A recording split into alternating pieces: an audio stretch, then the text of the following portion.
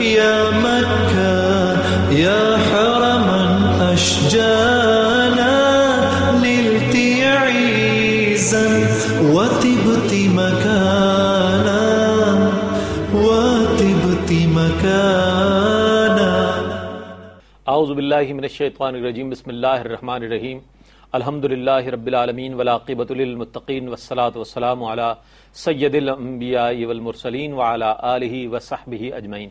ناظرین گرامی السلام علیکم. میں ہوں آپ کا میزبان رئیس احمد اور آپ دیکھ رہے ہیں اپنا پسندیدہ پروگرام بزم عقیدت. اس پروگرام کے ساتھ ہم حاضر ہوتے ہیں آپ کی خدمت میں ہر جمعۃ المبارک کو دوپہر 12 بجے اور اتوار کو صبح 9 بجے نشر مقرر کے طور پر آپ یہ پروگرام ملاحظہ فرماتے ہیں. ناظرین آپ جانتے ہیں کہ اس پروگرام میں ہم ایک موضوع کا انتخاب کرتے ہیں، اس موضوع سے متعلق چند فکر انگیز بنیادی اور اہم نوعیت کے سوالات کو پروگرام کا حصہ بناتے ہیں، اور اس کی بنیادی وجہ یہ ہے کہ ہم چاہتے ہیں کہ اس پروگرام کے ذریعے آپ تک وہ اہم معلومات پہنچ جائے کہ جو معلومات آپ حاصل کرنا چاہتے ہیں یا جس معلومات کے حاصل کرنے میں آپ کسی بھی قسم کی خفت محسوس کرتے ہیں.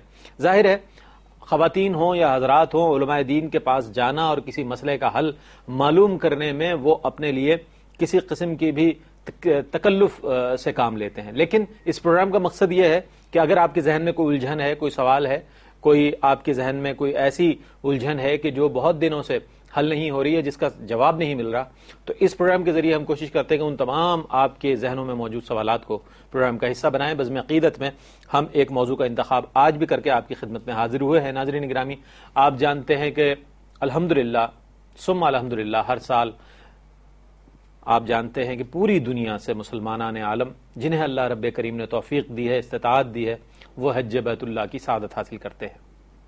اس سال بھی 1 لاکھ سے زائد عازمین حج انشاءاللہ پاکستان سے روانہ ہو رہے ہیں. فلائٹس جانی شروع ہو گئی ہیں اور یہ بھی دیکھا جا رہا ہے ماشاءاللہ بڑا جوش و خروش ہے، باوجود اس کے کہ پاکستان کے جو امن و امان کے حوالے سے حالات ہیں، سیلاب کے حوالے سے جو سندھ کی صورتحال ہے، ڈینگی وائرس کے حوالے سے جو پنجاب میں صورتحال ہے، وہ تمام چیزیں اپنی جگہ. لیکن الحمدللہ اہل ایمان میں جو حج کرنے کا جذبہ ہے یا بیت اللہ شریف جانے کا جو جذبہ ہے، میں یہ سمجھتا ہوں وہ اسی بام عروج پر نظر آ رہا ہے کہ جو الحمدللہ مسلمانوں کا خاصہ ہے. ناظرین گرامی حج ہر سال کیا جاتا ہے الحمدللہ، اور 5 جو ارکان اسلام ہیں ان میں بنیادی حیثیت رکھتا ہے حج، اور یہ ایک جسمانی عبادت بھی ہے اور بدنی عبادت بھی. بدنی عبادت اور مالی عبادت کا ایک ایسا امتزاج ہے یہ کہ جس میں پیسہ بھی خرچ ہوتا ہے، مال بھی خرچ ہوتا ہے، جس میں جسمانی طور پر بھی قوت صرف ہوتی ہے. یقیناً جتنا عرصہ وہاں رہنا ہے وہاں وہ تمام ارکان ادا کرنے ہیں اور ان کے لطائف کو حاصل کرنا مقصد ہے، اور اس کا سب سے بڑا مقصد یہ ہے کہ ہم اپنے آپ کو پاک کر لیں اور اللہ تعالیٰ سے توبہ کر لیں، اللہ تعالیٰ کی بڑائی بیان کریں. وہاں آپ جانتے ہیں کہ لاکھوں فرزندان توحید لبیک اللہم لبیک لبیک لا شریک لک لبیک ان الحمد والنعمت لک والملک لا شریک لک کی صدائیں بلند کرتے ہوئے نظر آتے ہیں. مرد ہوں، خواتین ہوں، بچے ہوں، بزرگ ہوں، جتنے افراد وہاں ہوتے ہیں سب کے لبوں پر یہی صدا ہوتی ہے. اور ہم نے آج کے اس موضوع کو 2 حصوں پر تقسیم کیا ہے. یعنی کہ آج کا جو پہلا پروگرام ہے وہ طریقہ حج پر آپ ملاحظہ فرمائیں گے. بہت سے لاکھوں ناظرین اس وقت دیکھ رہے ہیں جو کہ الحمدللہ اس سال حج پر روانہ ہوں گے. تو انشاءاللہ آج کے پروگرام میں ہم حج کے طریقے پر ہم انشاءاللہ سوالات شامل کریں گے، اور اس کے بعد حج کی اقسام اور اس کے بعد مزید سوالات کو شامل کریں گے. لیکن یہ 2 حصوں پر مشتمل پروگرام ہے جس کا آپ پہلا حصہ آج ملاحظہ کر رہے ہیں. میرے ساتھ تشریف رکھتے ہیں میرے دائیں جانب علامہ مفتی افضال الحق کلیانوی صاحب دامت ظلہ، سرپرست اعلیٰ ہیں مرکزیہ دارالابرار کراچی، ممتاز عالم دین ہیں اور بہت وقی مطالعہ رکھتے ہیں اسلامی علوم کے حوالے سے. آج ہمارے مہمان ہیں، اس سے قبل بھی میٹرو 1 کے کئی پروگرامز میں آپ میری درخواست پر یہاں تشریف لا چکے ہیں، آج بھی میرے مہمان ہیں. ان کے ساتھ تشریف رکھتے ہیں پاکستان کے ممتاز محترم قاری و نعت خواں جناب قاری اسد الحق. بہت خوبصورت آواز و انداز کے حامل انسان ہیں اور اللہ رب کریم نے انہیں اس سعادت کے لیے منتخب فرمایا ہے کہ یہ اللہ رب کریم کی حمد بیان کرتے ہیں، حضور نبی کریم علیہ الصلوۃ والسلام کی تعریف و توصیف نعتوں کی صورت میں بیان کرتے ہیں، اور صاحب قرآن کی جہاں تعریف کرتے ہیں وہ قاری قرآن بھی ہے ماشاءاللہ. تو آج ہمارے مہمان ہیں یہ دونوں حضرات. السلام علیکم. وعلیکم السلام. ناظرین گرامی، چونکہ آج حج کے حوالے سے پروگرام ہے تو میں چاہوں گا کہ حمد رب جلیل سے آج کے اس پروگرام کا آغاز کیا جائے. قاری اسد الحق سے ملتمس ہوں کہ وہ اللہ رب کریم کی بارگاہ میں ہدیہ حمد پیش کرنے کی سعادت حاصل کریں. حاضر ہیں تیرے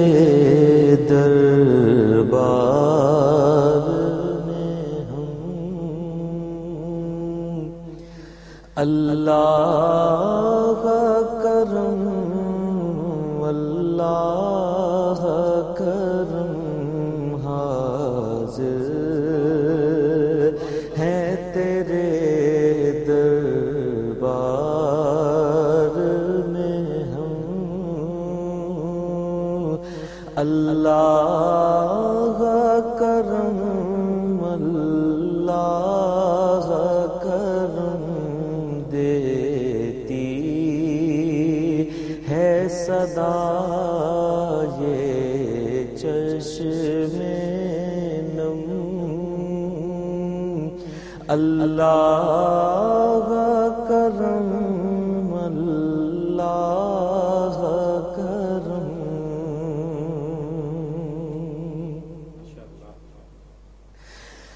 جن لوگوں پہ ہے انعام تیرا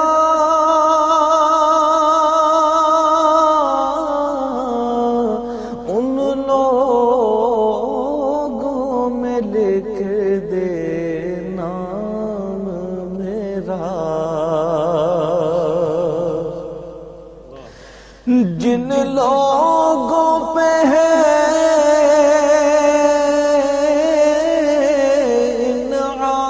انعام تیرا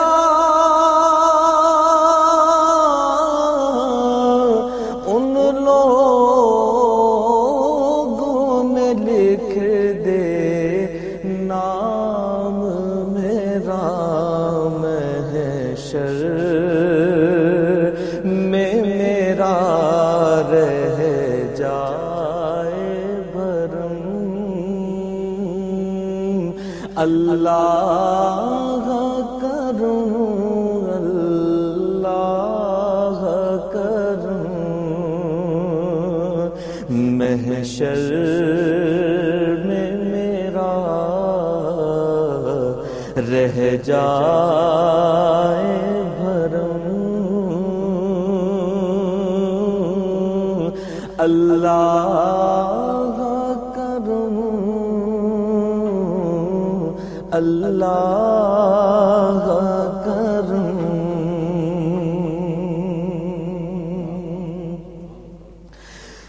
میری آنے والی سب نسلیں تیرے گھر آئے تیرا درد دیکھیں میری آنے والی سب نسلیں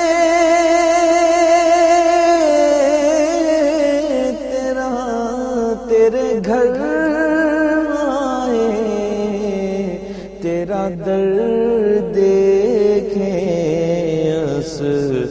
اسباب ہو ان کو ایسے وہم اللہ کرم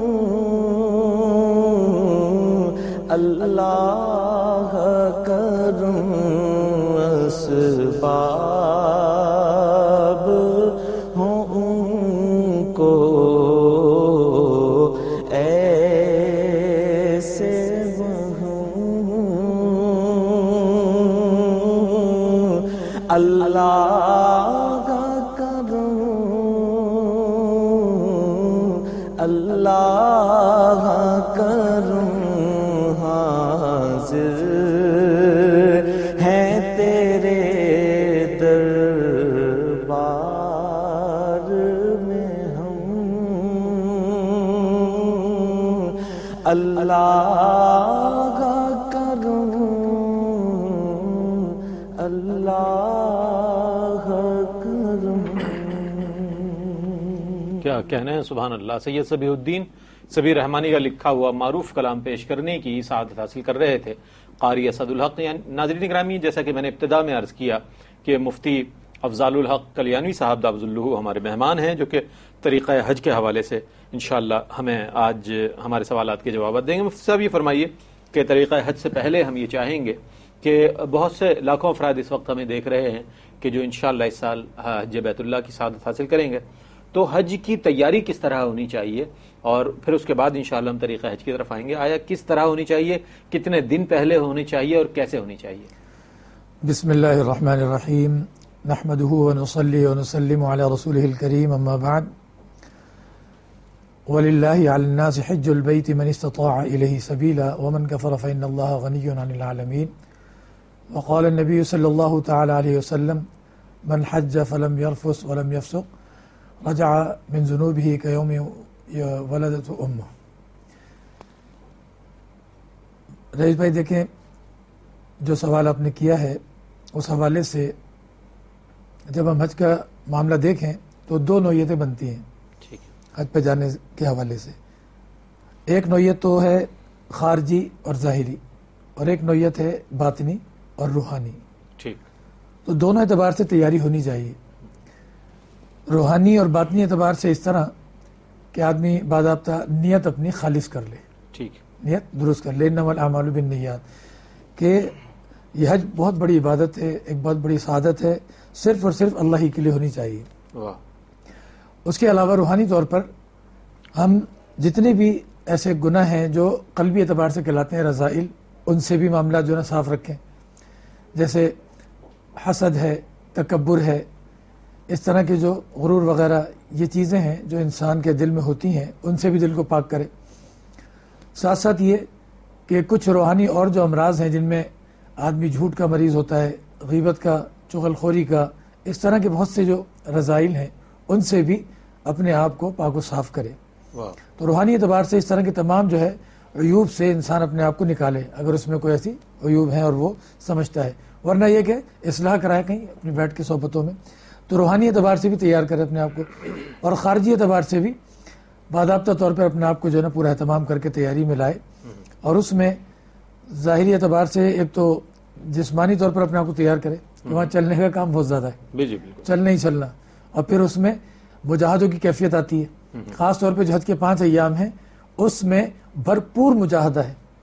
ہم جو سنتے ہیں نا اکابرین کے کہ وہ حضرات جو تھے وہ بڑے بڑے مجاہدے کرتے تھے، سہارا نوردیاں کر کر کے سال ہر سال جو ہے وہ ادھر سے ادھر درویشانہ انداز میں نکلے رہے اور سہارا نوردی کرتے رہے، بڑے بڑے امتحانات دیے، مجاہدے کیے، تب جا کے جو ہے ان مقامات پہ پہنچے.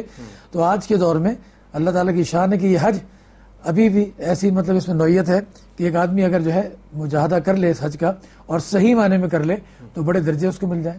تو اس کے لیے فی الحال یہ کرنا ہے کہ چلنے کی جو ہے نا پریکٹس کرے، اگر نہیں ہے تو ہاں باضابطہ چلے، کیونکہ جو ہے نا عمرے کا تو ہم بہت آرام طلب ہو گئے. ٹیلی فون چونکہ اٹھ کر نہیں سنتے ہیں تو گھر میں ہمارے ہاتھوں میں موبائل ہوتا ہے، ریموٹ ٹی وی کا جا کر ہم ٹی وی نہیں آن کرتے، ریموٹ سے ٹی وی. ایئر کنڈیشن کے لیے پہلے پنکھا چلانے کے لیے سوئچ آن کرتے تھے، اب اے سی ایسے آن کر دیا کرتے ہیں صرف انگلیوں کو حرکت دیتے. جی تو اب جو ہے پہلے کی بنسبت اب جو ہے فزیکل ایکسرسائز بہت کم ہو گئی ہے، بہت کم ہو گئی. لوگ بیٹھنے کے زیادہ عادی ہو گئے ہیں، لوگ چلنے پھرنے سے اوائڈ کرتے ہیں، زیادہ تر سواریوں کا استعمال کرتے ہیں. پہلے لوگ واک کرتے تھے، وقت لوگوں کے پاس کم ہو گیا ہے. اس پر مزید آپ سے بات کریں گے، لیکن ناظرین وقت ہوا ایک مختصر سے وقفے کے بعد ہم آپ کی خدمت میں ایک بار پھر حاضر ہوں گے. مجھے امید ہے آپ میٹرو ون کے ساتھ رہیں گے. یا مکہ یا حرما اشجانا نلت عیزا وطبت مکانا وطبت مکانا. یا مکہ یا حرما اشجانا نلت عیزا وطبت مکانا وطبت مکانا. خوش آمدید ناظرین، آپ دیکھ رہے ہیں پروگرام بزم عقیدت، اور آج ہمارے پروگرام کا موضوع ہے طریقہ حج. چونکہ ظاہر ہے حج کے لیے عازمین حج روانہ ہو رہے ہیں اور حج کی تیاری زوروں پر ہے، اور حج کی تیاری کرنے والوں کے ذہنوں میں بہت سے سوالات بھی ہیں.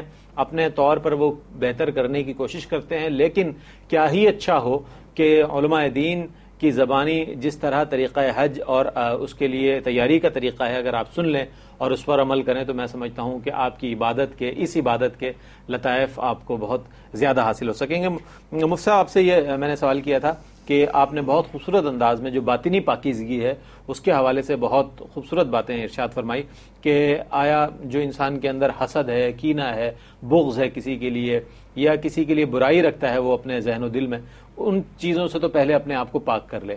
اس کے بعد آپ نے فرمایا کہ جھوٹ ہے اور غیبت ہے، چغلی ہے، کسی کی برائی ہے، اور ایسی بہت سارے رضائل میں سے ایسی چیزیں ہیں کہ جس سے پاک کرنے کی ضرورت ہے. مزید آپ کچھ فرما رہے تھے. جی ہاں، اس میں یہ ہے کہ جو ہے نا میں نے بتایا کہ ظاہر میں تھوڑا سا جو ہے نا وہ چلنے کی جو ہے نا پریکٹس وہ کرنا شروع کر دیں. اب تو ظاہر ویسے وقت کم رہ گیا اور سارے حضرات جانا بھی شروع ہو گئے، تاہم وہ کچھ نہ کچھ پریکٹس تو جو ہے وہاں پہ پہنچ کر ہو جاتی ہے کہ حرم محترم آنا جانا دونوں حرمین شریفین میں، تو وہاں ویسے بھی پریکٹس جو ہے وہ خود بخود ہو جاتی ہے. تو اس موقع پہ میں ایک بات یہ بھی کان میں ڈال دوں کہ مشورے کے طور پہ کہ وہاں رہتے ہوئے ایک تو کیلے کا استعمال رکھیں، دوسرے جو ہے یہ سیب کا استعمال، اور اسی طرح کھجوریں لے لیں. تو آپ کی وہ جو تھکاوٹ ہے، اعصابی کمزوری یا جو نا درد کی کیفیت ہے، انشاءاللہ آپ دیکھیں گے کہ اللہ تعالیٰ کی مدد ہوگی، نصرت ہوگی کہ آپ جو ہے نا وہ رواں رہیں گے انشاءاللہ، انجن رواں ہوتا رہے گا. تو یہ بھی جو ہے نا جاری رکھیں. باقی اس پر جو ہے نا مزید جو گفتگو ہے وہ یہ کہ دیکھیں سب سے پہلی چیز نیت کا میں نے بتا دیا. نیت کے بعد جو ایک اہم چیز ہے وہ ہے توبہ. توبہ جو ہے وہ گناہوں سے کی جائے.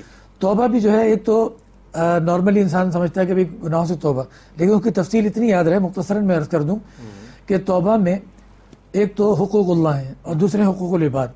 حقوق اللہ میں جتنے بھی فرائض ہیں، مثلا آدمی وہ صاحب نصاب تھا، یا اس سے یہاں سے شروع کر لیں کہ ایک آدمی پر نماز فرض ہو جاتی ہے بالغ ہونے کے بعد، نمازیں اس نے پابندی سے نہیں پڑھی تھی، ترک کی تھی، اور کبھی پڑھی کبھی چھوڑی، تو وہ تخمینہ لگا کے اپنی زندگی کے حساب کتاب لگا لے کہ بھئی مہینے میں میں نے کتنی نمازیں پڑھی ہوئی کتنی نہیں. مثلا 10 دن میں 3 دن نکال لے، 4 دن نکال لے، مثلا 3 دن نکالے تو پورے مہینے میں جو ہے نا 9 سے 10 دن بن گئے. تو اس طرح سے سال بھر کا حساب لگا کے پھر اپنے جتنے سال بنتے ہیں ان کا ایک تخمینہ لگا کے نمازوں کا جو ہے نا قضا عمری کا اہتمام کرے اور وہ ادا کرنا شروع کر دے ڈائری پہ نوٹ کر کے، اور توبہ استغفار بھی ساتھ ساتھ کرے. مزید یہ کہ روزے ہیں، اگر اس میں رکھنے میں جو ہے نا کوئی کوتاہی تھی اس کا حساب لگا کے تخمینہ لگا کے وہ پورا کرنا شروع کر دے. اسی طریقے سے نظر مانی تھی، نظر وہ کام ہو گیا لیکن نظر پوری نہیں کی تھی، وہ نظر پوری کرے. اسی طریقے سے جو ہے قسم کھا لی تھی، قسم کھا کے توڑ ڈالی کسی بھی وجہ سے، تو اس کا کفارہ تھا، وہ ذمہ ہے. تو یہ وہ چیزیں ہیں جو اللہ تعالیٰ کے حق ہیں، پورے نہیں کیے، تو اس کو جو ہے پورا کرے.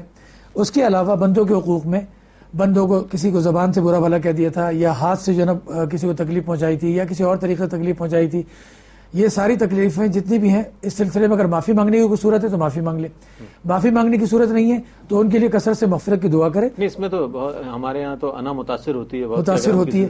معافی مانگ آدمی کر لے کہ بھئی میں حج پہ جا رہا ہوں اور یہ موقع ہے، مجھ سے زندگی میں کوتاہیاں ہو گئی ہوں گی، تو آپ جو ہے میں آپ سے معافی چاہتا ہوں، آپ مجھے معاف کر دیں. تو اسی میں انسان کی بڑائی ہے، اللہ تعالیٰ بڑا من تواضع للہ رفعہ اللہ.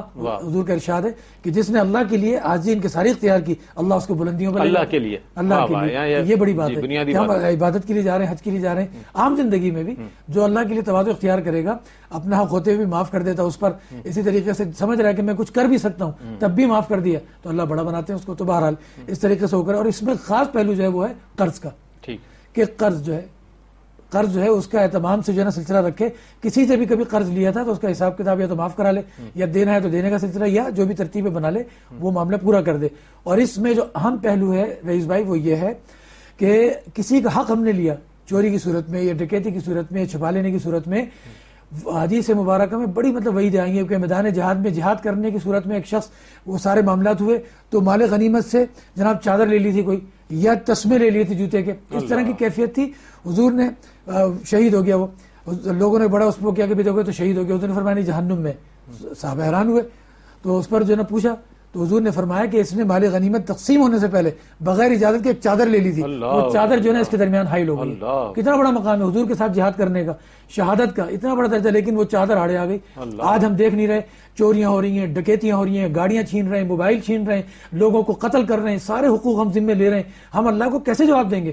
تو ہماری بھی آل اولاد ہے آگے، ہماری بھی خاندان ہے، ہماری بھی زندگیاں، آخرت ہے، قبر ہے. تو اس چیز کا خیال رکھتے ہوئے ان تمام حقوق کے لیے آدمی جو ہے نا خیال رکھے کہ اللہ تعالیٰ کی بڑی پکڑ ہے اس سلسلے میں. تو اگر حج پہ جاتے ہوئے معاملات بھی صاف کر لیے جائیں تو انشاءاللہ اللہ تعالیٰ پھر حج کو حج مبرور بنائے. لیکن مفتی صاحب یہاں تو معاملہ یہ ہے کہ جب لوگ حج پہ جانا چاہتے ہیں، جو ارادہ کرتے ہیں، فارم جمع کرا دیتے ہیں اور خوش قسمتی سے ان کا نام آ جاتا ہے فہرست میں، تو کہا جاتا ہے جناب یہ ٹھیک ہے یار ہم انسان ہیں، ہم سے یہ گناہ ہو گئے، حج سے آنے کے بعد یہ تمام چیزیں چھوڑ دیں گے، حج سے آنے کے بعد ہم توبہ کر لیں گے، حج پہ جا کر توبہ کر لیں گے، وہاں سے آنے کے بعد یہ نہیں کریں گے. لیکن آپ کا جو کہنا ہے کہ حج پہ جانے سے پہلے پاک ہو کر جائے، تمام شروع ہو جائے، کیونکہ آپ ایک پاک گھر میں جا رہے ہیں، بالکل بڑے گھر میں بڑے دربار میں حاضر ہو رہے ہیں، اس سے پہلے اپنے آپ کو پاک کیا جائے. اور جہاں تک آپ نے فرمایا کہ پیسوں کا معاملہ ہے، لاکھوں روپے خرچ ہو رہا ہے، تو اگر میں یہ سمجھتا ہوں کہ ہم سب اپنے آپ کو اپنے ضمیر کی عدالت میں کھڑا کریں اور اس پیسے کا ہم اگر صحیح معنوں میں احتسابی عمل کے ساتھ اگر ہم جائزہ لیں تو ہمیں معلوم ہو جائے گا کہ کتنا پیسہ اس میں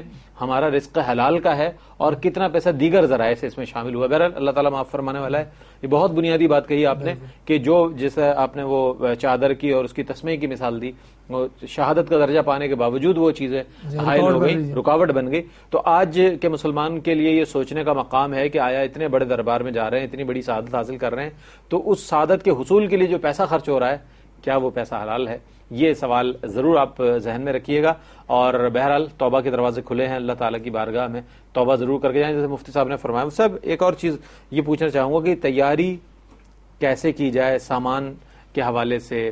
وہاں پر ظاہر ہے بہت رش ہوتا ہے، لاکھوں افراد وہاں پر موجود ہوتے ہیں اور وہاں پر ظاہر ہے مختلف قوموں کے لوگ، مختلف زبانوں کے لوگ وہاں آتے ہیں، چونکہ ایک ایسا موقع ہوتا ہے کہ جو سب سے بڑا اجتماع ہوتا ہے، مسلمانوں کا جو ہے سب سے بڑا اجتماع ہے، تو اس کے لیے کیا تیاری ہونی چاہیے؟ ہاں دیکھیے اس میں جو ہے نا سب سے پہلی چیز انسان اپنا ذہن بنا لے کہ بھائی میں کس کے راستے میں نکل رہا ہوں اور کس کے لیے نکل رہا ہوں. اللہ تعالیٰ کے لیے نکل رہا ہوں اور اللہ تعالیٰ کے حبیب صلی اللہ علیہ وسلم کی تعلیمات کے مطابق میں ان کی جو ہے نا خوشنودی کے لیے نکل رہا ہوں، ان کی رضا مجھے حاصل کرنی ہے. یہی وجہ ہے کہ قرآن کریم میں جو یہ فرمایا الحج اشہر معلومات فمن فرض فیہن الحج فلا رفث ولا فسوق ولا جدال فی الحج وما تفعلوا من خیر یعلمہ اللہ وتزودوا فإن خیر الزاد التقوی واتقون یا اولی الالباب. حج کا جو ذکر یہ فرمایا قرآن کریم میں، وہاں یہ سورہ بقرہ میں الحج اشہر معلومات کہ بھئی وہ اس کے جو ایام ہیں یا مواقع ہیں وہ زمانہ معلوم ہے اور وہ دن گنے چنے ہیں. تو اس میں یہ فرمایا فمن فرض فیہن الحج، جس نے بھی حج کی ارادے کر لیا اور سلسلہ کر لیا تو وہ تمام کے تمام جو ہے احکامات الہیہ کی خلاف ورزی چھوڑ دے، لڑائی جھگڑا اس سلسلے میں اپنے آپ کو محفوظ رکھے. اسی طریقے سے یہاں تک کہ میاں بیوی جو آپس میں گئے ہیں حج پر، میاں بیوی کے جو آپس کی گفتگو اور معاملات ہوتے ہیں اس تک پر پابندی ہے. یعنی حج کوئی معمولی چیز نہیں ہے، حج کوئی معمولی عبادت نہیں ہے، حج کوئی معمولی عمل نہیں ہے، حج کوئی معمولی حیثیت کی عبادت نہیں بلکہ بہت ہی عظیم الشان عبادت ہے. قرآن کریم کی آیت بتا رہی ہے کہ بھئی آپ ہر قسم کی نافرمانی سے اپنے آپ کو بچائیں گے جس نے حج کا ارادہ کر لیا، اور ہر قسم کی جو ہے لڑائی جھگڑے سے اپنے آپ کو بچائیں گے.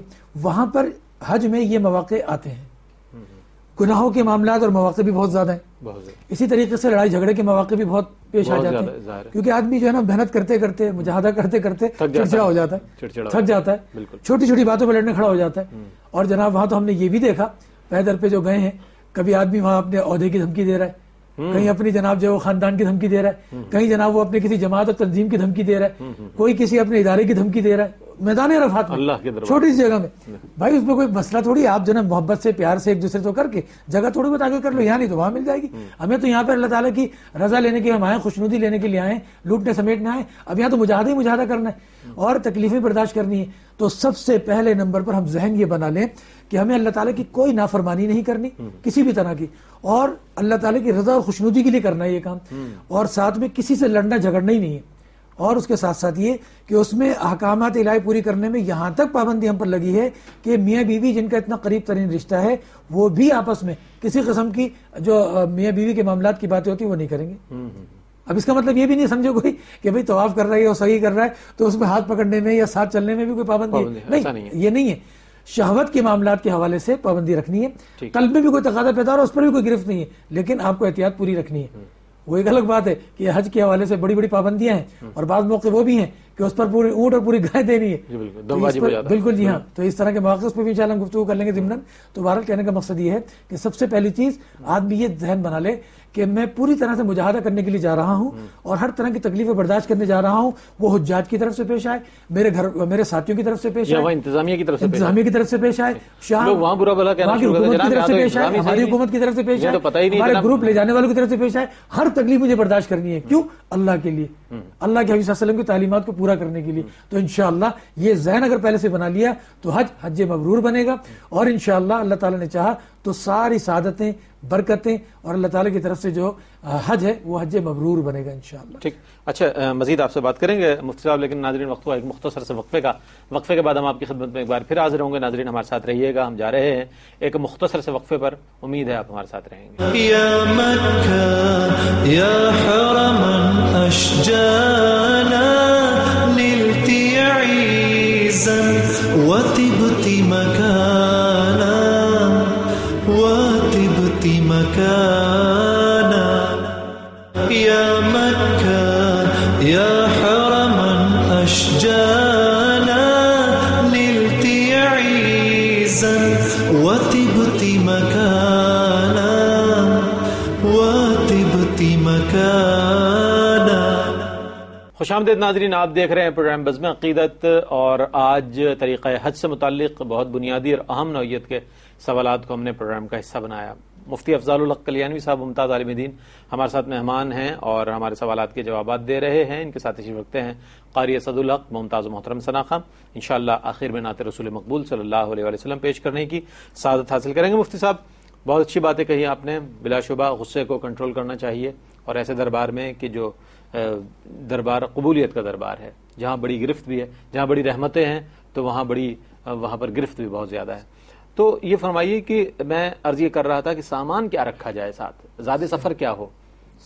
زاد سفر میں یہ توبہ وغیرہ کا معاملہ تو بالکل آپ نے صحیح فرمایا، لیکن سامان سفر میں کیا لے کے جایا جائے. لوگ میں نے دیکھا ہے کہ جاتے ہوئے بھی لاد کر لے کر جاتے ہیں، اور آتے ہوئے تو اس سے کہیں زیادہ وہ کوشش کرتے ہیں کہ کسٹم والوں سے کوئی ایسا معاملہ بن جائے کہ وہ ویٹ ان کا چھوٹ جائے، یا کھجوریں اور زمزم اتنی لے آتے ہیں جناب کہ وہ چاہتے ہیں یہ چھوٹ جائے، باقی سامان ہمارا نکل جائے. تو جناب وہ، اور یہ بھی دیکھا گیا، کہتے ہیں ہم نے تو لیا ہی کچھ نہیں ہے، تو کھجوریں ہی تو ہیں، لیکن وہ کھجوریں ملا کے 40-50 کلو بن جاتی ہیں.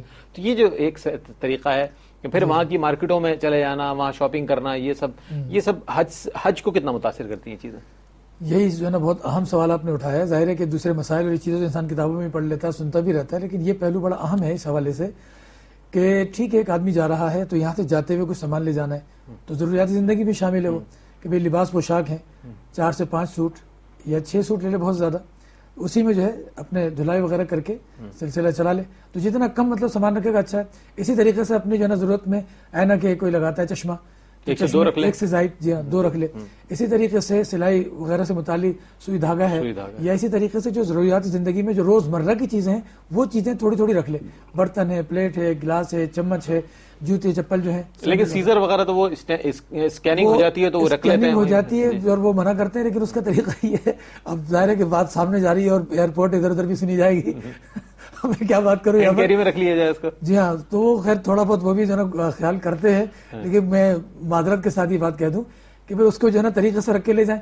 مقصد ان کا یہ ہوتا ہے کہ جو ہے پابندی اس لیے لگاتے ہیں کہ خطرات سے بچانے کا کوئی معاملہ نہ ہو جائے. بالکل جی ہاں، نقصان سے بچانے کے لیے. تاہم حجاج نقصان تو نہیں پہنچاتے الحمدللہ. تو کہیں ایسی جگہ رکھیں کہ جس میں جو ہے نا وہ اپنے سامان ایسا ضرورت کا وہ، کیونکہ وہاں لینے میں اور یہاں میں ذرا فرق ہو جاتا ہے، تو آدمی رکھ کے مناسب طریقے سے لے جائے، بہرحال بڑی معذرت کے ساتھ. تو غرض یہ کہ اس طرح کی چیزیں اپنی ضروریات کی لے جائے، اور چونکہ 40 دن رہنا ہوتا ہے تقریباً، ورنہ مہینے بھر تو رہتا ہی آدمی، تو اس حوالے سے یہ چیزیں اپنی ضرورت کی رکھ کر لے جائے. صابن وغیرہ ہے، اس طرح کی جو موٹی موٹی بنیادی چیز وہی لے جائے. ورنہ یہ کہ وہاں ہر چیز مل جاتی ہے. بالکل. اہم ممکن ہے کہ کسی کی گنجائش اتنی نہ ہو، استطاعت نہ ہو، تو اس لیے وہ یہاں سے رکھ کے لے جا رہا ہو، تو ہو سکتا ہے، اور اکثر لوگ لے جاتے ہیں. تو کہنے کا مقصد یہ ہے، جو رئیس بھائی نے اصل بات اٹھائی ہے وہ یہ کہ مناسب طریقے سے لے جائیں، ہلکا پھلکا رکھ کے لے جائیں اپنے آپ کو. پھر وہاں سے بھی آ رہے ہیں تو وہاں سے بھی زمزم ضرور لائیں، وہ ایک کین ملتا ہے. اسی طریقے سے کھجوریں ضرور لائیں، تو وہ بھی مناسب طریقے سے لے آئیں. میرا خیال ہے کوئی 10 لیٹر کا ایک کین جو ہے وہ ہر ایک کو ملتا ہے. وہ تو مختلف ایئر لائنس کے اوپر وہ فری ہے، بعض پہ ڈیوٹی ہے، لیکن بعض ایئر لائنس پہ فری ہے. تو اسی حساب سے اپنے رکھیں، ذہن کو ہلکا رکھیں اور اسی اعتبار سے لے آئیں. اب ذہن میں آدمی پریشان ہے، جانے سے پہلے جناب جو ہے یہاں کے سامان کی اس کی فکر لگی ہوئی ہے، وہاں پہ آنے لگتا ہے تو آنے سے پہلے اب جو ہے رخصت ہو رہا ہے تو اس وقت بجائے کہ توجہ وہاں بڑھ جائے، اللہ تعالی طرف جائے، وہ سامان کی طرف لگی ہوئی ہے. یار میرا سامان وہ کیا پوچھیں گے، ایسا لگ رہا ہے کہ آپ تو حج سے ہی نہیں آئے، ہمیں تو کھجوریں نہیں ملی جناب. اچھا سوال کرنے والے بھی سوال کرتے ہیں. تو مناسب طریقے سے کر لیں. پھر خواتین ساتھ ہوتی ہیں تو خواتین تو بس سمجھ لیں کہ جو ہے نا وہ عبادت بھی خوب کرتی ہیں. میں اس میں یہ نہیں کہوں گا، ماشاءاللہ اس میں ایک شک نہیں ہے کہ مردوں سے آگے بڑھی ہوئی ہوتی ہیں خواتین اور پوری عبادت کرتی ہیں، لیکن واپسی پہ شاپنگ بھی خوب کرتی ہیں. شاپنگ بھی جو ہے نا وہ دل کھول کے ہوتی ہے، اور دل کھول کے اس میں پھر مسئلہ آ جاتا ہے وہیں ایئرپورٹ کے واپسی کا. تو اب ظاہر ہے کہ جو ہے نا وہ ایئرپورٹ والے بھی ایک حد تک رعایت کرتے ہیں, اس کے بعد پھر آپ جو ہے نا بھریں تو پھر اس میں پھنس جاتے ہیں. کہنے کا مقصد یہ کہ اس میں بھی بہت مناسب طریقے سے چلا جائے تاکہ ذہن پریشان نہ ہو, آپ کا تکلیف کا شکار نہ ہو آپ. پھر یہ ہوتا ہے کہ جناب وہ سامان آگے بھی بڑی مشکل سے نکلوائے, پھر ہاتھ بھی بھرے میں سب کچھ ہیں, تو اس طرح سے بڑی تکلیفیں پیش آ جاتی ہیں. تو مناسب طریقے سے لے آئیں, اور مناسب طریقے سے یہاں لانے والوں کے لیے جو تبرکات آپ دینا چاہتے ہیں وہ کر لیں, تو اس طرح سے اس کو بھی مناسب رکھا جائے تاکہ ہلکے پھلکے رہیں, ورنہ ذہنی دباؤ کا شکار, پریشانیوں کا شکار کیا فائدہ. تو مناسب انداز میں. ٹھیک ہے. اچھا مفتی صاحب ایک چیز اور پوچھنا چاہوں گا کہ حج کے ارکان جو ہیں وہ کس کس طور پر متاثر ہو جاتے ہیں, یا یہ کہ دم واجب کن صورتوں میں ہو جاتا ہے؟ میں چاہوں گا اس کے بارے میں بھی اگر پہلے سے آگاہی ہو تاکہ گھر سے جو اجمالی طور پر اس کا جائزہ آپ اگر پیش کر دیں کہ جب گھر سے قدم نکالے ایئرپورٹ کے لیے تو جانے والے کے جو ذہن میں ہے یہ چیزیں موجود رہیں تاکہ وہاں ان کی بھرپور طریقے سے احتیاط کر سکیں. بالکل صحیح. اس میں یہ ہے کہ دیکھیں حج کے جو معاملات ہیں موٹے موٹے, اس میں ایک تو سب سے بنیادی چیز جو حج میں آتی ہے وہ ہے احرام. ٹھیک ہے, احرام سے متعلق ساری معلومات ہمیں ہونی چاہیے. دوسری چیز جو بنیادی طور پر آتی ہے وہ حج سے متعلق جو پابندیاں ہیں وہ, یہ دو چیزیں بڑی اہم ہوتی ہیں. ایک تو ہم جو احکام انجام دیتے چلے جا رہے ہیں وہ مطلب پورے کرنے ایک وہ اہم چیز ہے. دوسرا پہلو جو اہم ترین ہے وہ یہ ہے کہ کس چیز سے حج پر اثر پڑتا ہے, تو اس چیز سے بچنا ہے. تو وہ دو ہی چیزیں, ایک احرام کی پابندیاں اور دوسرے حج کے اندر جو جنایات کے سلسلے ہیں اس کی جو ہے نا معلومات رکھنا. اب اس میں جیسے حج ہے مثلا, تو حج کے کچھ فرائض ہیں, کچھ واجبات ہیں, وہ ذہن میں ہونے چاہیے کہ بھئی اس میں کوئی کوتاہی نہ ہو جائے. حج کے فرائض میں اب جیسے موٹے موٹے جو حج کے ہیں وہ بالکل نمایاں ہیں فرائض, کہ بھئی سب سے پہلی چیز احرام ہے. یہ سب کو پتہ ہونا چاہیے کہ بھئی احرام, جب ہم تلبیہ اپنے دعا مانگ کے پڑھ کے تلبیہ پڑھ لیتے ہیں احرام شروع ہو جاتا ہے. احرام سے حوالے سے ایک سوال بنیادی, پھر آپ جواب مکمل کر لیجیے گا, کہ احرام گھر سے باندھا جائے, ایئرپورٹ پہ باندھا جائے, جہاز میں باندھا جائے, یہ تینوں مقامات میں کون سا مقام ہے؟ تو اس میں جو اہم پہلو یہ ہے کہ مرد حضرات ہیں یا خواتین ہیں گھر سے مکمل تیاری کر لیں. خواتین گھر سے مکمل تیاری کر لیں, خواتین میں مکمل تیاری کر لیں, نیت کر لیں گھر سے ہی, مرد حضرات بھی کر لیں. صرف نیت کے بارے میں یہ مشورہ جو ہے نا سارے ہی علماء دیتے چلے آئے ہیں اور دیتے ہیں, اور ہم بھی یہی مشورہ دیتے ہیں کہ نیت نہ کی جائے. نیت اس وقت تک موقوف رکھیں کہ جہاز جو ہے وہ اڑ جائے, اڑنے کے بعد گھنٹہ, ڈیڑھ گھنٹہ, 2 گھنٹے کے بعد پھر نیت کر لیں. اس میں احتیاطی پہلو یہی ہے کہ بھئی جو ہے نا کسی وقت فلائٹ آگے پیچھے ہو جائے, کوئی تاخیر ہو جائے, تو اس میں آپ کو احرام کی پابندی کی وجہ سے دقت پیش نہ آئے. اس حوالے سے نیت تاخیر سے کر لیں, تیاری پہلے سے کر لیں. پھر ایک اہم پہلو یہاں پر یہ بھی ہے, وہ بھی یاد رہے, میں ساتھ ساتھ بتا دوں کہ بھئی احرام کی تیاری میں گھر سے جب آدمی نکلتا ہے اور چلتا ہے تو اس وقت یہ تیاری میں کرتا ہے کہ بھئی نہاتا ہے, غسل کرتا ہے جو سنت ہے, اسی طریقے سے یا وضو کرتا ہے یہ بھی سنت ہے. تو گھر سے تیاری کر کے ساری چیزیں جو جسم کی جو صفائی وغیرہ ستھرائی وہ بھی ساری کرتا ہے, بال وغیرہ سے متعلق تمام چیزیں کرتا ہے. لیکن یہ سب سنتوں میں سے, یہ آداب میں سے. بالفرض کسی موڑ اور موقع پہ کسی کو غسل کا موقع نہیں ملا یا وضو کا بھی موقع نہیں ملا, تو ایسے موڑ اور موقع پر براہ راست اگر نیت کر لی تو سلسلہ شروع ہو جائے گا. اچھا, احرام ویسے بھی کر سکتے ہیں. یہ بھی ایک اہم پہلو, یہ میں نے اس لیے بیان کر دیا کہ خواتین کی ضرورت پیش آتی رہتی ہے. ہاں, مطلب اس سوچ میں اور فکر میں نہ رہے کہ میں نے تو وضو ہی نہیں کیا, تو میرا تو یا میں نے غسل نہیں کیا, کبھی ایسے موڑ آ جاتے ہیں, کبھی عمرے میں یہ حالت پیش آ جاتے ہیں, اس کے دل میں کسی قسم کی وہ کجی رہ جائے جی کہ میری عبادت صحیح طور پر, جی جی جی, تو اس موڑ پہ گھبرا جاتا ہے. یہ عموماً پیش آتے ہیں, مدینہ منورہ سے نکلتے ہوئے پیش آ جاتے ہیں یہاں پہ. تو اس حوالے سے بھی یہ اہم پہلو ہے. باقی رہی بات کہ فرائض حج میں پورے کرنے سے احرام ہو گیا, اسی طریقے سے وقوف عرفہ ہے, طواف زیارت ہے, اور ان تینوں چیزوں کو ترتیب وار کرنا, یہ حج کے فرائض کہلاتے ہیں. احرام, طواف, وقوف عرفہ اور اس طریقے سے طواف زیارت, یہ تینوں فرائض ہیں, اور ان تینوں کو ترتیب سے پہلے احرام, پھر وقوف عرفہ, پھر طواف زیارت, یہ 4 فرائض حج کے مشہور اور معروف ہیں. یہ ذہن میں رہیں کہ ان کی ادائیگی جو ہے نا وہ اہمیت کے ساتھ کرنی ہے اور پوری طرح سے کرنی ہے. اور خاص طور پہ میدان عرفات میں جو ہے یہ معاملہ ذہن میں رکھنا ہے کہ 9 ذی الحجہ جو عرفہ کے دن ہے, اس دن زوال کے وقت سے, یعنی ظہر کا وقت شروع ہو جاتا ہے, اس وقت سے لے کے مغرب تک حاجی کو عرفات ہی میں رہنا ہے, میدان عرفات ہی میں رہنا ہے, میدان عرفات میں رہنا, اس سے نکلنا نہیں ہے. کوئی نکل گیا باہر تو مغرب سے پہلے اس کو آنا ضروری ہے. ہاں, اور ویسے یہ وقت جو ہے زوال شمس سے لے کے زوال آفتاب سے لے کے زوال کے وقت سے صبح صادق تک رہتا ہے. کوئی اگر دن میں نہیں پہنچ سکا, رات میں ہو کے چلے گیا تو بھی ٹھیک ہے, لیکن دن میں شرط یہ ہے کہ وہاں موجود رہنا ہے. کوئی نکلا تو واپس آئے گا. بالفرض اگر کسی وجہ سے نہیں واپس پہنچ سکا تھا تو دم دینا پھر لازم ہو جائے گا. یہ چیز ہے, تو بہرحال اس کا خیال رکھنا ہوتا ہے. تو اس اعتبار سے یہ معاملہ ہے. ایک چیز جو ہے نا وہ بڑی اہم ہے, اس وقت میں بیان کر دوں, اس سے حج فاسد ہو جاتا ہے. وہ یہ ہے کہ ایک شخص نے حج کا احرام باندھ لیا, نیت کر لی, نیت کر کے وہ جناب جو ہے نیت کر چکا حج کے دنوں میں، اور اس کے بعد جو ہے ابھی وقوف عرفہ کا سلسلہ شروع نہیں ہوا تھا، اس سے پہلے کے اوقات میں تھا، یعنی 9 تاریخ کی جو نا دن چل رہا تھا، مینا میں تھا یا مکے میں تھا، کہیں بھی کسی اس میں، لیکن نیت کر چکا تھا وقوف عرفہ سے پہلے اگر اس نے جو ہے میاں بیوی کی صورت میں یا جیسے بھی اگر بالفرض جو ہے نا یہ معاملہ حقوق ادا کر لیا تو اس سے حج فاسد ہو جاتا ہے۔ اس میں 2 پہلو ہیں، ایک پہلو یہ ہے کہ صرف جو ہے نا قربت ہوئی تھی، قربت میں یہ ہوگا کہ حج فاسد نہیں ہوتا، دم لاگو ہو جاتا ہے، لیکن اگر قربت میں وہ انتہائی درجے تک چلے گئے جو ایک میاں بیوی کے درمیان انتہا کو پہنچ جاتا ہے معاملہ جمع ہونے کا، اگر وہ معاملہ کر لیا تو اس اعتبار سے حج فاسد ہو جاتا ہے۔ کب؟ جب وقوف عرفہ سے پہلے کیا۔ ایسی صورت میں آدمی کو گناہگار بھی ہوتا ہے، دم بھی لاگو ہوتا ہے، حج ختم ہو گیا، اور پابندی یہ ہے کہ حج کے سارے معاملات سب کے ساتھ پورے بھی کرنے پڑیں گے، آئندہ سالہ کے حج بھی کرنا پڑے گا، اس نوعیت سے سب کو بچنا ہے۔ اور یہ موقع پیش آ جاتے ہیں، کیوں کہ بھئی ہوٹل میں ہے آدمی یا مینا میں ایسے کہیں اس میں تھا تو میاں بیوی یا کوئی اور خدا نہ خواستہ ایسی کیفیت ہے تو اللہ بچائے اس صورتحال سے، تو ایسی اگر نوعیت ہوگی تو یہ معاملات ہو جائیں گے، اس سے بھی حفاظت رہے۔ دوسرے اس میں یہ ہے جو اہم پہلو وہ یہ ہے کہ بھئی حج کا سلسلہ چل رہا تھا، ابھی حج میں ابھی جو نا حلق اور قصر بھی باقی تھا اور طواف زیارت بھی باقی تھا، یہ دونوں چیزیں باقی تھی۔ اگر ان سے پہلے کسی نے جو ہے نا یعنی میاں بیوی نے ملاقات کر لی یا اسی طریقے سے ناپاکی کے عالم میں مرد ہے یا عورت، ناپاکی تو غسل فرض تھا اس حالت میں طواف زیارت کر لیا، یا عورت ولادت کے بعد جو ناپاکی ہوئی تو اس میں طواف زیارت کر لیا، یا ماہانہ جو ناپاکی ہوئی تو اس میں کر لیا، ایسی صورتوں میں جو ہے یہ سمجھ لیں کہ بڑا دم آ جاتا ہے، بڑا دم جسے گائے کہتے ہیں یا اونٹ کہتے ہیں، تو طواف زیارت اور حلق اور قصر ان سے پہلے اگر یہ نوعیت اختیار کی یا ناپاکی کی حالت میں طواف زیارت کر لیا تو ایسی صورت میں گائے یا وہ دینا پڑتا ہے۔ تو یہ اہم پہلو بھی جو ہے ذہن بہت اہم، بہت ہی اہم آپ نے میں سمجھتا ہوں نکات پر روشنی ڈالی۔ یقیناً بہت سے اس میں ایسے جوابات ملے ہیں کہ جو آپ نہیں پوچھ پاتے، میرا اس بات پر بالکل یقین ہے کہ ہم نہیں پوچھ پاتے ایسی باتیں علماء سے براہ راست، جو باتیں معلوم ہونی چاہیے ہمیں، اور ایسے اتنی بڑی عبادت حج جیسی عبادت کے لیے جب ہم روانہ ہو رہے ہیں تو معلوم ہونا چاہیے ہمیں کہ کن کن باتوں سے مکروہات ہو جاتے ہیں، مفسدات ہو جاتے ہیں، کن کن باتوں سے حج متاثر ہو جاتا ہے۔ اتنی بڑی عبادت ہے، لاکھوں روپے خرچ کر رہے ہیں آپ، اتنا بڑا قیام کر رہے ہیں آپ مہینے بھر کا یا اس سے زائد، اور اگر اس میں ذرا سی بے احتیاطی سے آپ کی اگر حج فاسد ہو جائے تو میں سمجھتا ہوں کہ یہ ہماری بہت ہی بڑی کاہلی شمار کی جائے گی، اور اتنے بڑے مقام کا ہمیں ادب نہیں معلوم ہوا۔ اللہ تعالیٰ سے دعا ہے کہ اللہ تعالیٰ ہم سب کو حج بیت اللہ کی سعادت عطا فرمائے، اور ان تمام لوازمات کے ساتھ اور ان تمام احتیاطوں کے ساتھ کہ جو سنت نبوی صلی اللہ علیہ وآلہ وسلم کے مطابق جو طریقہ حج ہے اس کے مطابق ہمیں حج کی سعادت عطا فرمائے۔ ناظرین گرامی، آخر میں پروگرام میں شامل کر رہے ہیں نعت رسول مقبول صلی اللہ علیہ وآلہ وسلم۔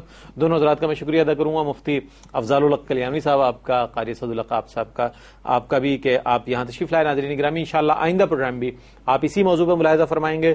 ابتدا میں ہم انشاءاللہ طریقہ حج کو ضرور شامل کریں گے، لیکن اس کے علاوہ جو دیگر جو سوالات ہیں حج سے متعلق، حج کے فضائل کے حوالے سے، حج کی اقسام کے حوالے سے، و دیگر حج سے متعلق جو سوالات رہ گئے انشاءاللہ آئندہ پروگرام میں شامل کریں گے۔ مجھے امید ہے آپ یہ پروگرام بھی ضرور دیکھیں گے اور آئندہ پروگرام بھی ضرور دیکھیں گے۔ reisaahmed11@gmail.com reisaahmed11@gmail.com پر آپ اپنی رائے بھیج سکتے ہیں۔ اس کے ساتھ ہی اپنے میزبان رئیس احمد کو اجازت دیجیے، انشاءاللہ آئندہ پروگرام میں آپ سے ملاقات ہوگی، تب تک کے لیے اللہ حافظ۔ کب بلاتے ہیں شاہ دیکھیے، کب بلاتے ہیں شاہ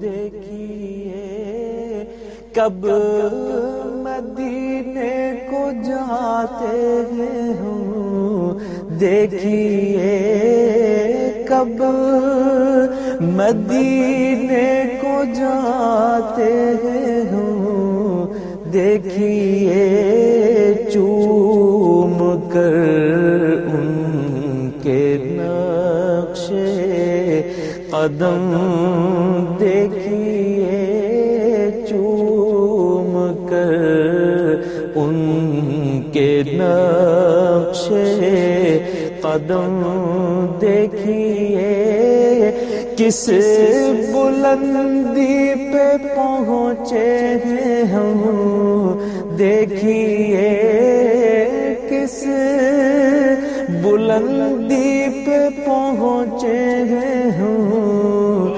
دیکھیے دل یہ کہتا ہے آنکھیں بچھا دیجیے، دل